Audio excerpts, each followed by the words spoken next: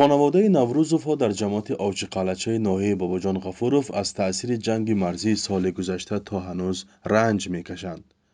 در آن حادثه خونپاره یا گلوله به نزدیکی حوله آنها افتید و یک پای پسر کلانی عائله را سخت زخمی کرد. این زخم نه تنها به سلامتی تیمورعلی نوروزوف زیان رساند، بلکه وضع روزگارداری عائله را به مشکل مواجه کرد. زندگی من وضع شده است که پای یافتگی می بوده کلام سر کجا بخونه؟ تیمورعلی زمانی از پایش محروم شد که برای سفر به مردکاری آمادگی میدید و الکی چپته هواپیمای روسیه را با قرض فایزداری بانکی خریده بود. و از سال 2014 در موسم کار به روسیه می رفت و کسبش کفشیرگری و اوستایی ساختمان است. بلیت گرانده دادیم. چقدر کردیت گرفته بوده؟ کردیت 10,000 سوم.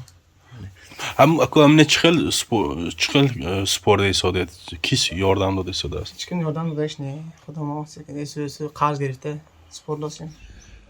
در حادثه ماه اپریل می سال 2021 که به گفته ساکنان از جانب قرقیزستان یک گلوله به محله محیدین حیدر فی جماعت اوچی قلعچه پرتاب شده است، تنها از پیوندان عائله نوروزوف دست کم 5 نفر مجروح شده بودند و غیر تیمورعلی عمک و پسر عمک‌هایش جراحت‌های سبک برداشته و طبابت گرفتند.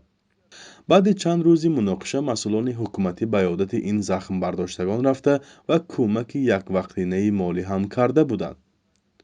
آن زمان رجب‌آی احمدزاده رئیس ولایت سوخت مسئولان محلی را موظف نموده بود که به تیمورعلی هرچه زودتر پای سنی بچسبانند، ولی این وعده تا حال اجرا نشده است.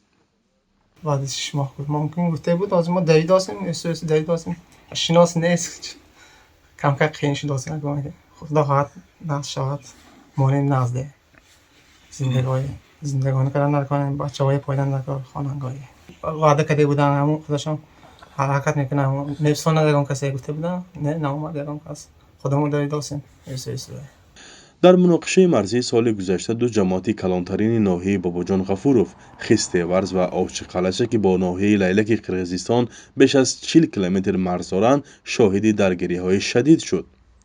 مقامات تاجیکستان گفته بودند که در پی آن ده‌ها حوله و انشاءات دولتی آسیب دیده و قسمی از ساکنان زیان جسمی و روانی دیدند. تیمورعلی هم میگوید بارها وحشت آن روز را به خوابش دیده و ترس او را رها نمیکند و هر دو عصا بغلش جنگ قرقیز و تاجیک را به یاد میآورد. فرزان محمدی، رادیوی آزادی از ناحیه باباجان غفوروف.